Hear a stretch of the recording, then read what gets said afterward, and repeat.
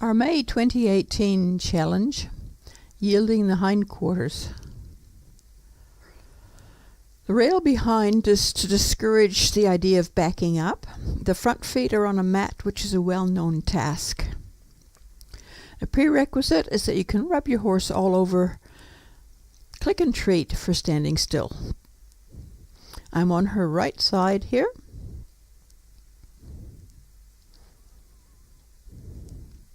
My signal for the move is to drop my head, strong intent, light touch, and wait.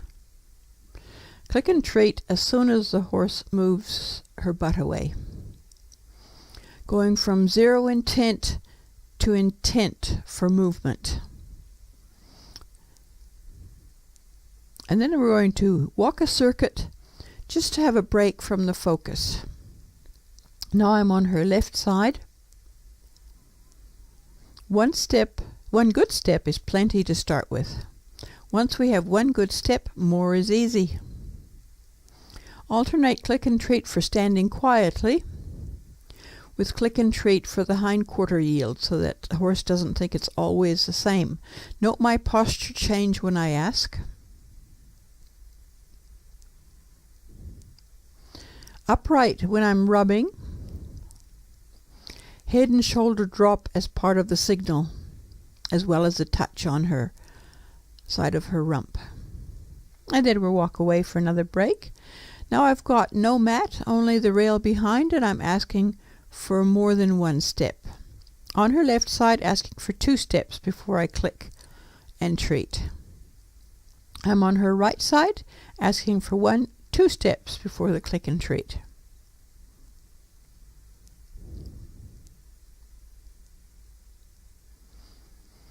My signal stays on while I'm still asking, and the signal coming off tells her that she can halt. Now we've got no rail or mat, and we've come away from the fence. Rubbing, alternating with the hindquarter yield to earn the click and treat, so she has to wait for the specific signal to move. Note my posture change when I ask. I drop my head and my shoulder. Horses notice the slightest position and or energy change in another body, whether it's a horse or a person. I started with 1 step, and now I'm asking for 2 steps each time. Active tail tells you that it's an active mind. She realizes that our hot topic might be rubbing only or yielding the hindquarter. So she has to focus on which one is the one at the moment. And she's doing that quite well. Rubbing only. She's super tuned in today. She has a very expressive tail. It mirrors her active mind reading my intent. She loves to be 1 step ahead of me. When she is so keen, I go back to click and treat more often for rubbing rather than moving. Ideally, I should keep my head higher while rubbing. For some reason, I'm looking down rather than up.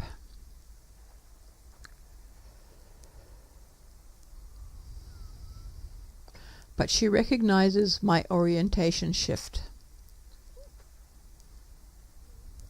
I'm on her other side now. Just rubbing, click and treat. We want the just rubbing intent clearly different from the please yield your hindquarters intent. Otherwise the horse won't know which you want when. So this is a great task for really clarifying our signals as much as possible.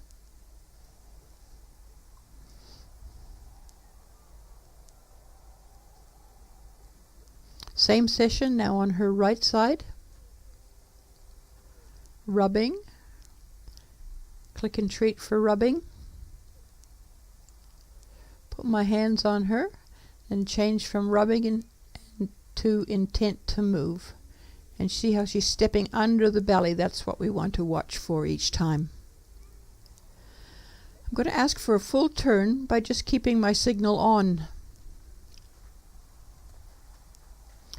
Gradually, when you're teaching this, you go from a 90-degree turn to a 180-degree turn to 360-degree turns. New session. Move on when everything you've done already feels really easy and you know you're ready to move on. Start with one step, then ask for 2 steps. When 2 steps is good, make sure you can get it in both directions and in different places, in different training venues, in different situations. In other words, generalize it. Then ask for a 180-degree turn when the 90-degree turn is good. And we've got a triple treat here for a really nice job. It just takes the pressure off the focus to do a triple treat. It's a bit like a jackpot. Now I'm on her right side. One side you'll find with some horses is often stickier. And you just work a little bit more on that side until it feels equal on both sides. So we're doing a couple of approximately 90-degree turns. When those are really good. 1, 2, so 3 steps gets her into a 90-degree turn. When those are good, work more on another 180-degree turn or a U-turn, which will probably maybe be about 5 steps, depends how big your horse is, how many steps it is. And always intersperse rubbing with asking.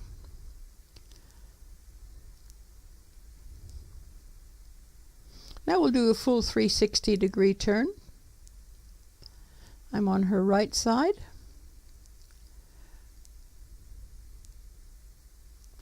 If your horse loves a safe pedestal, we can use it to teach the hindquarter yield as well, or to generalize it.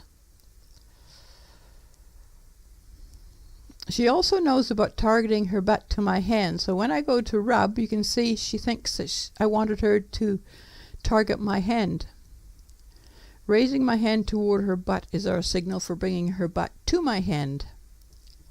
I have to quietly adjust my signals to be clear, without making her feel wrong, because she was right in her mind. It was just me being sloppy.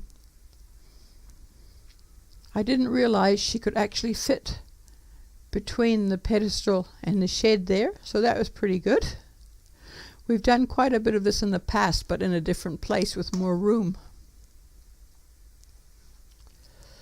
She takes my body position as her signal once she knows what we're doing.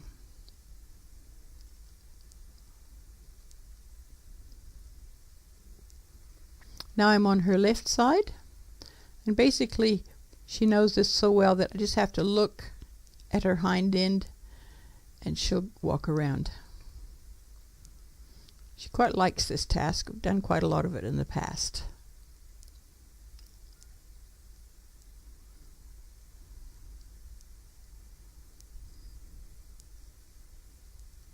And you can do a hindquarter yield with a hoop, which is popular for horse agility. And here she's at liberty. I'm on her right side to start with, and I just quietly ask. For some reason it's harder with a hoop there, even though it's perfectly easy without a hoop there. Keeping her front feet still. Triple treat for a nice job on one side. Maybe the hoop is just a mental block for the handler. I'm not sure why it's harder with a hoop. On her left side. And she goes around really nicely. Click and treat. And now she can do it on her own. She's coming into me from a frolic. I've slowed it down 50% here, but she does her own hindquarter yield as sort of a fun thing as she comes back after she's been trotting around.